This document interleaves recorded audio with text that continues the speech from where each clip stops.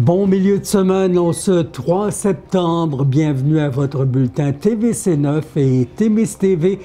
En manchette aujourd'hui, avez-vous reçu un courriel de JJ depuis le printemps dernier? Une petite famille l'a échappé belle samedi passé à Saint-Bruno-de-Guigues. Il y avait quelque chose, au fait, je ne savais pas trop. C'est Cindy qui a juste dit un espèce de signe que là, j'ai regardé dans le rétroviseur puis j'ai compté une seconde. J'ai eu le temps juste de me cramper vers la droite. Il arrivait très vite, ça, c'est sûr. L'équipe ivoirienne de Rouyn-Noranda qui a été battue, mais difficilement par Lorrainville. Le score de 3-2.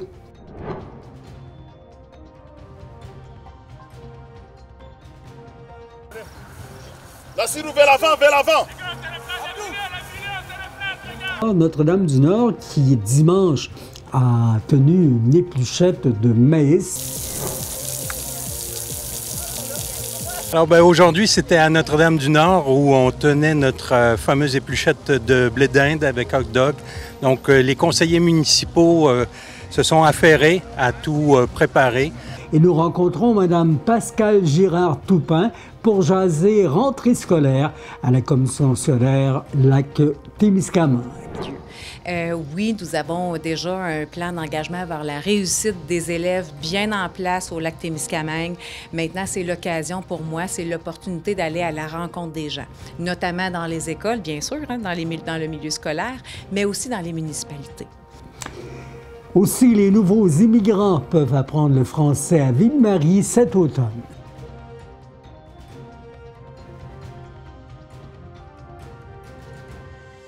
Bonjour, Madame, Monsieur.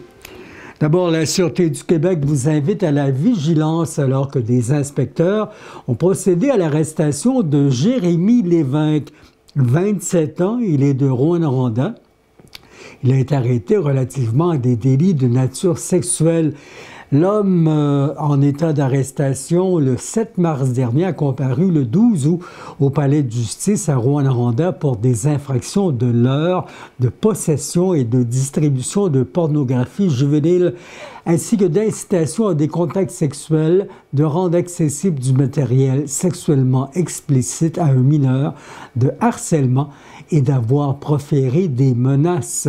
Les actes lui étant actuellement reprochés se seraient déroulés de janvier 2022 jusqu'en février 2025 à l'endroit de victimes d'âge mineur. Plusieurs d'elles, d'ailleurs, seraient connues à l'heure actuelle, mais l'enquête tend à démontrer que l'individu, Lévesque, aurait pu en faire d'autres. L'homme aurait utilisé les comptes et pseudonymes suivants, particulièrement sur les plateformes Snapchat et Facebook. On parle de Jérémy barre de soulèvement levé 22 et JJ. Plusieurs victimes ont été identifiées. La structure de gestion des enquêtes sur les crimes en série, le GECS, coordonnée par la Sûreté du Québec, a été déployée. C'est une structure de commandement unifiée au sein de laquelle les services de police québécois travaillent en partenariat pour identifier rapidement les crimes commis par des prédateurs et de procéder à leur arrestation. Cette coordination provinciale permet une mise en commun des ressources policières et vise à mieux protéger les victimes. La SQ rappelle qu'en tout temps, le public peut également transmettre des informations de façon confidentielle à la Centrale de l'information criminelle de la Sûreté du Québec au 1-800-659-4264. Et nous rencontrons Mme Pascale Girard-Toupin pour jaser rentrée scolaire à la commission scolaire Lac-Témiscamingue. Vous avez pris la place d'un homme qui était là depuis 20 ans et moi et tout le monde alentour n'en revient pas. Ce sont de grosses espadrilles à chausser, mais vous avez quoi relaxé après avoir commencé? C'est plus relax aujourd'hui? Oui, bien en fait, vous l'avez bien dit, hein, succédé à M. Éric Larivière, là, qui avait toute qu'une carrière ici au centre de services scolaires du Lac-Témiscamingue, c'est quand même un beau défi à relever. Donc, M. Larivière a été très généreux de partager avec moi les bons coups du centre de services, les prochaines étapes qu'on voit aussi, qu'est-ce qu'on voit pour les prochaines années. Donc, est-ce qu'on est en train de relaxer? Pas encore. Hein? Je pourrais pas dire qu'on est en train de relaxer. On est vraiment en train de prendre le pouls du milieu. Donc, je suis originaire de la région, oui, du Témiscamingue, plus précisément ici de Ville-Marie.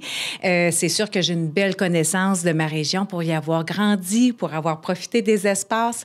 Maintenant, je me suis absentée pendant quelques années pour travailler au niveau des centres de services scolaires, mais de l'Ontario et aussi dans la grande région de Québec-Lévis. Donc, je suis de retour depuis environ 1 an et demi, tout près de 2 ans. Et maintenant, dans ces grandes espadrilles, donc ce nouveau mandat qui est la direction générale, je viens prendre justement une bonne année pour prendre le pouls du milieu. Oui, nous avons déjà un plan d'engagement vers la réussite des élèves bien en place au Lac-Témiscamingue. Maintenant, c'est l'occasion pour moi, c'est l'opportunité d'aller à la rencontre des gens, notamment dans les écoles, bien sûr, hein, dans le milieu scolaire, mais aussi dans les municipalités. Donc, voilà. Et vous avez donc été chercher du bagage, là. On parle de 20 ans pour Éric, mais votre bagage n'est pas à négliger, là. Vous avez, été chercher ce qu'il vous fallait pour arriver à prendre le poste. Vous présentez pas avec aucune connaissance en la matière. Bien, vous avez bien raison. J'ai eu 25 ans quand même pour tracer mon sentier au niveau de l'éducation. Donc, j'ai débuté comme enseignante. Et j'ai poursuivi mon parcours assez rapidement dans un rôle de direction d'établissement, primaire, secondaire, intermédiaire. Donc, j'ai été chercher mon expérience auprès de la clientèle de la passe-partout à la formation professionnelle et à la formation des adultes. Donc, c'est certain que tous ces rencontres-là, les formations aussi que j'ai eues à travers ma carrière, le réseautage, j'apporte avec moi un beau baluchon rempli de belles stratégies et aussi d'idées innovatrices on peut tenter de réfléchir ensemble. Un beau mois de septembre qui commence. On peut dire que c'est une belle rentrée scolaire et pour vous, elle est belle autant côté température qu'initiation à un nouveau travail.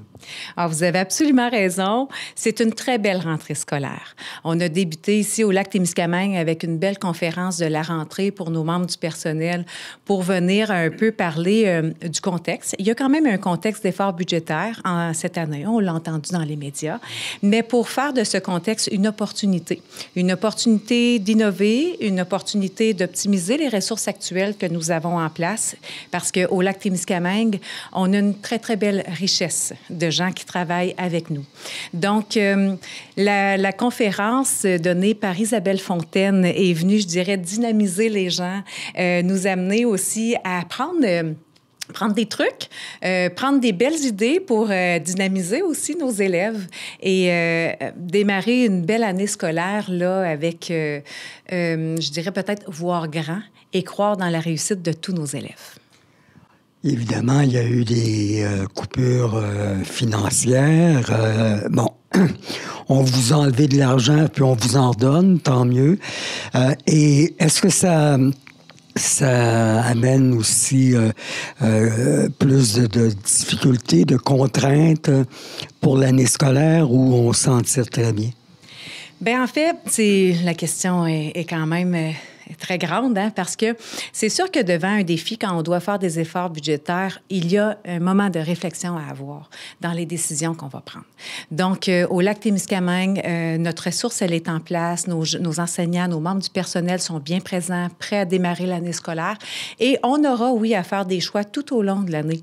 On avait des façons de travailler, des façons de procéder parce que ça fonctionnait très bien comme ça, mais maintenant, quand on se voit voir un effort budgétaire à faire, c'est certain qu'on ne peut pas faire la même chose que l'année passée. Mais vous allez peut-être l'entendre souvent cette année, l'intention ici, c'est pas de faire plus avec moins. mais bien de faire les choses différemment, de faire les choses autrement. Donc, ça demande un moment de réflexion et ça va nous demander aussi d'innover et de tenter de nouvelles façons de faire.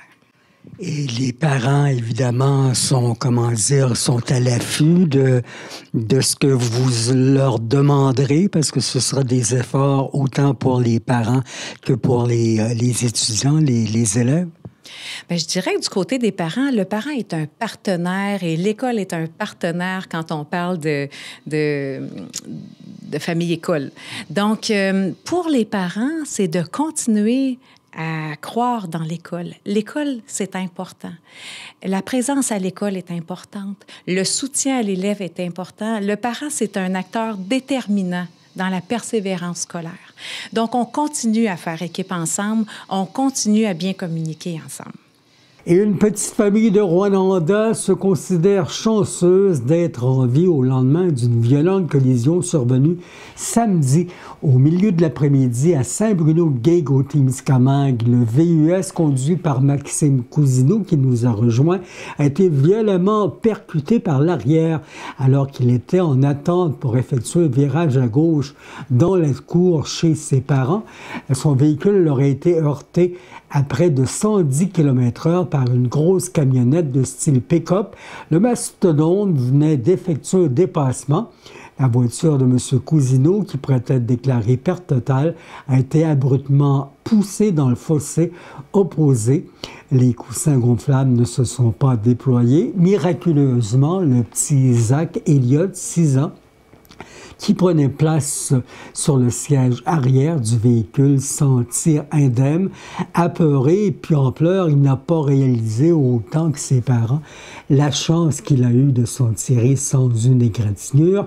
Le père de famille, encore sous le choc au lendemain de la collision, ressent des malaises au dos. Sa conjointe Cindy Allard souffre de douleurs cervicales. La Sûreté du Québec enquête sur les circonstances de l'accident. L'hypothèse d'une distraction pourrait être retenue. Bien des usagers du secteur considèrent que plusieurs automobilistes croient que le secteur est une piste de course. Une infirmière présente sur place et d'autres témoins accourus sont venus aider les accidentés. Le couple impliqué accepte de parler de la mésaventure pour sensibiliser les conducteurs à l'importance d'être attentifs au volant. On parle au père de famille. Maxime, 3 jours après les événements qui sont survenus, comment on se sent, la famille? Hein? Écoute, Yvon, on est vraiment chanceux d'être encore en vie. On va se le dire, c'est pas mal ça qui est prioritaire. La voiture, c'est de la tôle, on passe à autre chose. Mais les vies, un petit garçon de 6 ans, c'est un miracle. Je sais pas comment il a fait pour avoir rien. Il disait qu'il n'y avait rien du tout. Fait que, le Cindy qui est un peu raqué. Moi, j'ai des mal de dos, il y a des douleurs cervicales. Mais sinon, on est chanceux. On se compte chanceux. Et cette chance-là, elle survient et tu te rends compte que les citoyens de la région sont heureux pour vous aussi. Hein? Plus de 400 personnes qui ont réagi. La plupart qui sont des réactions intelligentes et qui vous appuient. Comment vous avez réagi face à ces réactions-là? Je trouvais ça bien. Pour vrai, je voulais que avec le message que je voulais faire avec toi, Yvon, je voulais que ça soit entendu, puis je voulais plus que des accidents bêtes comme ça arrivent. En fait, c'est ça qu'on veut. Je veux plus que ça arrive. On ne sait pas encore, puis c'est l'enquête policière qui va le déterminer, mais le véhicule qui vous a rentré dedans s'en venait assez rapidement. Là. Effectivement, c'est Cindy qui m'a averti qu'il y avait quelqu'un il y avait quelque chose, au fait, je ne savais pas trop. C'est Cindy qui a juste dit un espèce de signe que là, j'ai regardé dans le rétroviseur, puis j'ai compté 1 seconde.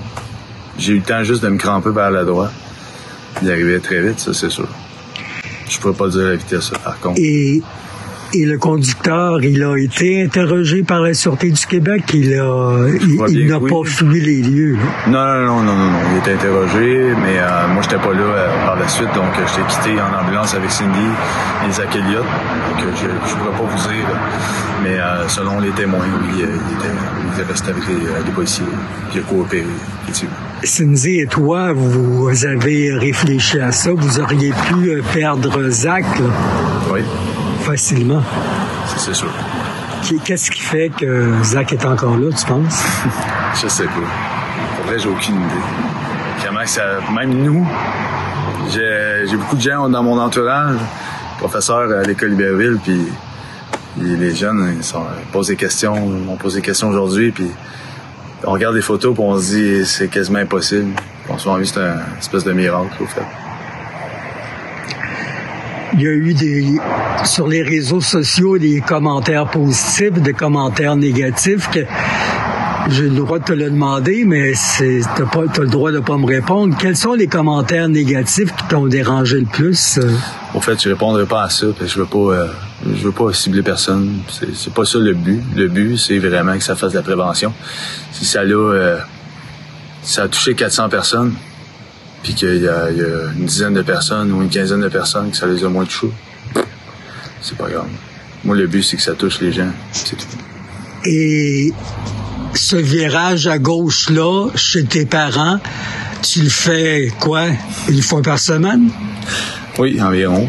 Je te dirais peut-être même plus, parce qu'on y va souvent. J'ai resté là, fait que je l'ai fait souvent. J'ai resté là pendant 18 ans chez mes parents, fait qu'on le fait souvent. Je me suis posé la question, si mes parents ils ont un Spider, une moto, 3 roues, ils tournent souvent vers le gauche, Spider.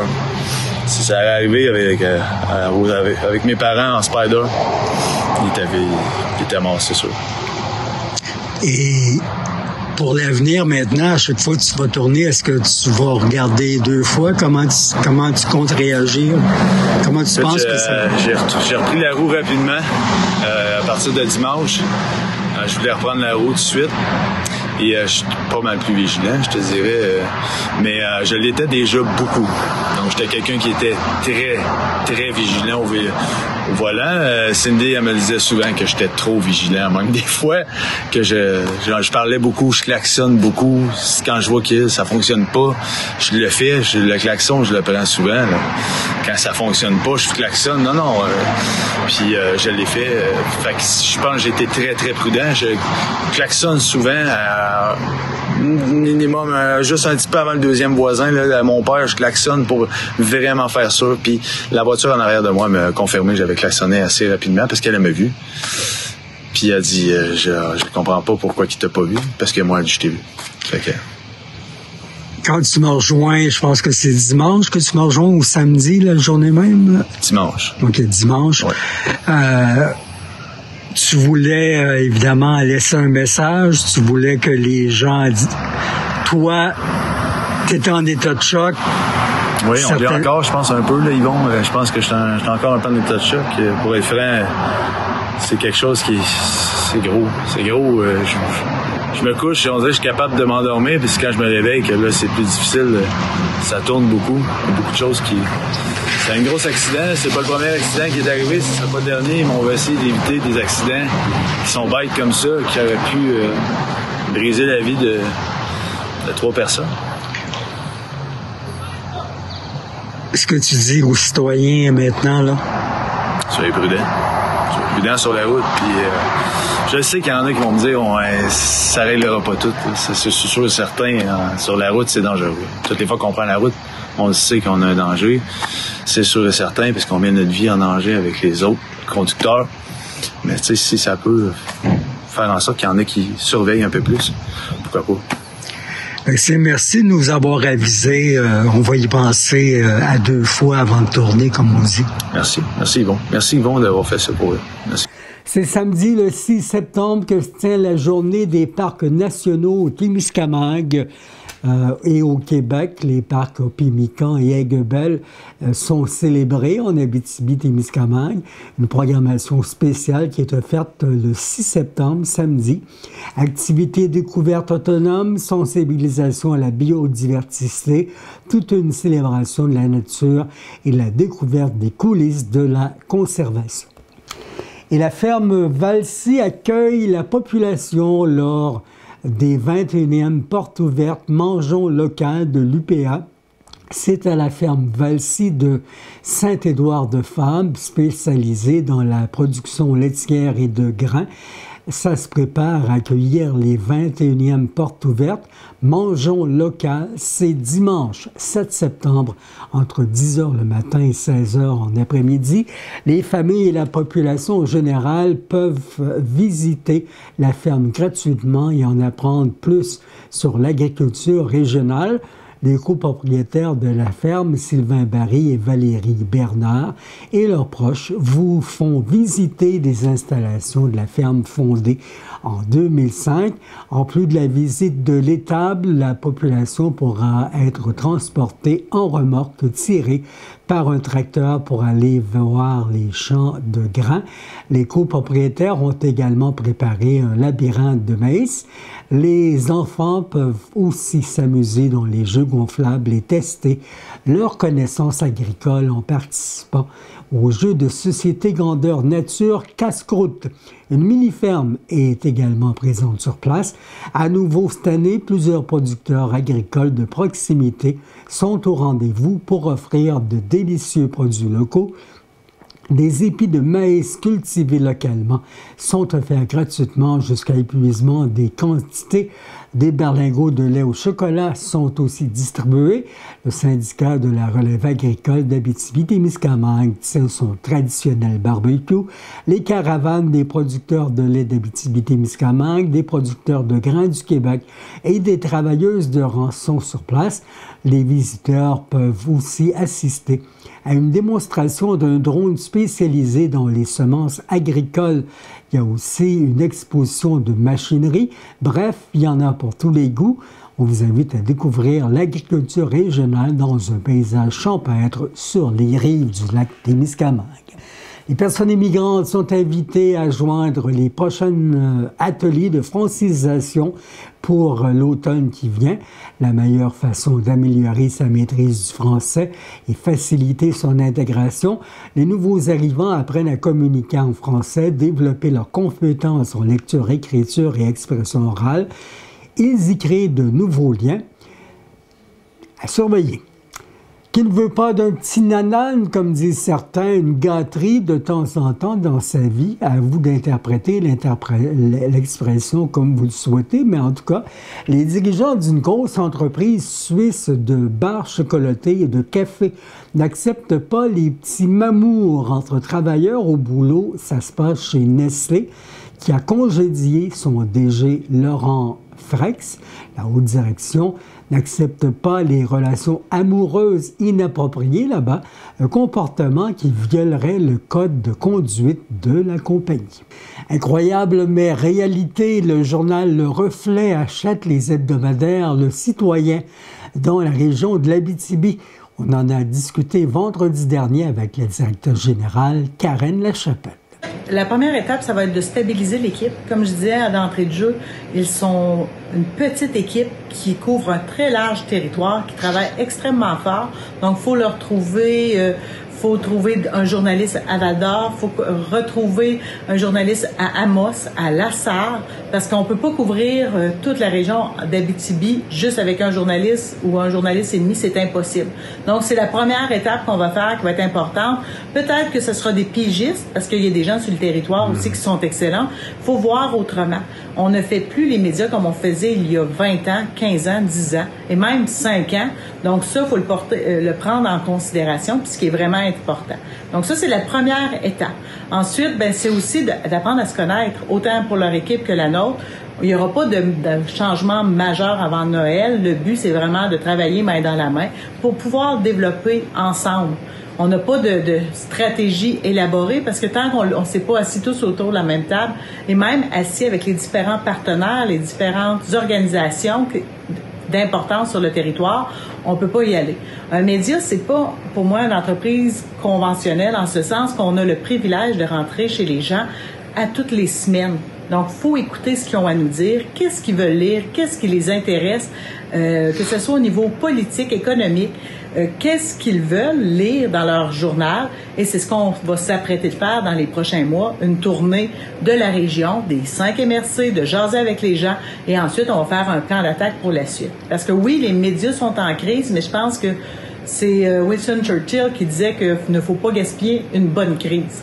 Au contraire, il faut innover, il faut voir les choses autrement, puis il y a des trucs qu'on peut faire extraordinaires sur le territoire, puis il ne faut pas se limiter à notre façon de faire d'il y a 20 ans, par exemple. Vous l'avez dit en début et ça m'a titillé, là. Au moins, on va être un média régional. C'est de plus en plus rare, ça, un média régional, parce que vous l'avez vu comme moi, les médias qui ont été avalés dans la région par des gens de l'extérieur de la région qui empochent les gains amassés dans l'Abitibi ou Témiscamingue et qui ne les ramènent quasiment jamais. On l'a vu au fil des années et je n'ai pas peur de le dire. Vous allez être un média régional et fier de l'être. Exactement. Et avant tout, j'aime ma région, je l'adore. Les gens qui travaillent avec moi depuis des années ont le même sentiment, c'est ce qui est important. Et lorsque je discutais avec l'équipe du Citoyen ce matin, c'est des gens vraiment passionnés qui aiment leur région. Donc, ensemble, on va faire des belles choses. On va les rencontrer d'autres acteurs importants de la région. Puis, je le dirai jamais assez, le mot région, régional, c'est la collectivité qui va faire toute la différence. Et vous qui avez toujours rêvé d'être le maître d'œuvre de la surface glacée avant les plus importants matchs de hockey ou séances de patinage artistique de la région, eh bien, c'est votre chance. La ville de Ville-Marie qui recherche une conductrice ou un chauffeur de resurfaceuse, un rôle fort important pour les sportifs de la région. Deux activités qui ont retenu l'attention de notre équipe de tournage aussi au cours de la dernière fin de semaine. On a parlé, et vous l'entendrez dans quelques minutes, à Michel Vaillant, qui est évidemment maire suppléant à Notre-Dame-du-Nord. Notre-Dame-du-Nord qui, dimanche, a tenu une épluchette de maïs. C'est bon le maïs, c'est ainsi. Et les épluchettes de blé d'Inde, évidemment, sont à surveiller. On parle, tiens, à Michel Vaillant de cette activité sociale. Alors, aujourd'hui, c'était à Notre-Dame-du-Nord où on tenait notre fameuse épluchette de blé d'Inde avec hot dog. Donc, les conseillers municipaux se sont affairés à tout préparer. Les hot dogs, le maïs et tout ça. On a eu beaucoup plus de gens qu'on pensait. On est heureux. On avait prévu en conséquence, donc on est en mesure d'accueillir tout le monde. Alors, une belle journée familiale. Les gens s'amusent, il fait beau, la température est avec nous. Tout le monde est heureux, on voit des sourires, alors c'est ce qui nous plaît. Et puis, je pense que ça deviendra quelque chose qu'on va refaire année après année, ce week-end de la fête du travail. Alors, merci à tous ceux qui ont participé, merci à tous les bénévoles, merci aux membres du conseil municipal qui étaient là, présents, pour faire cuire le blé d'Inde, l'éplucher, faire les hot dogs. Donc, on a eu une magnifique journée et puis c'est pas terminé. Merci.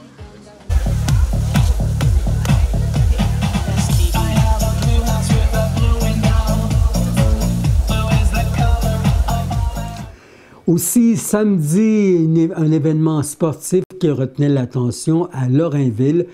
L'équipe ivoirienne de Rouyn-Noranda qui a été battue, mais difficilement par Lorrainville. Le score de 3-2. Félicitations. La Sirou vers l'avant, vers l'avant.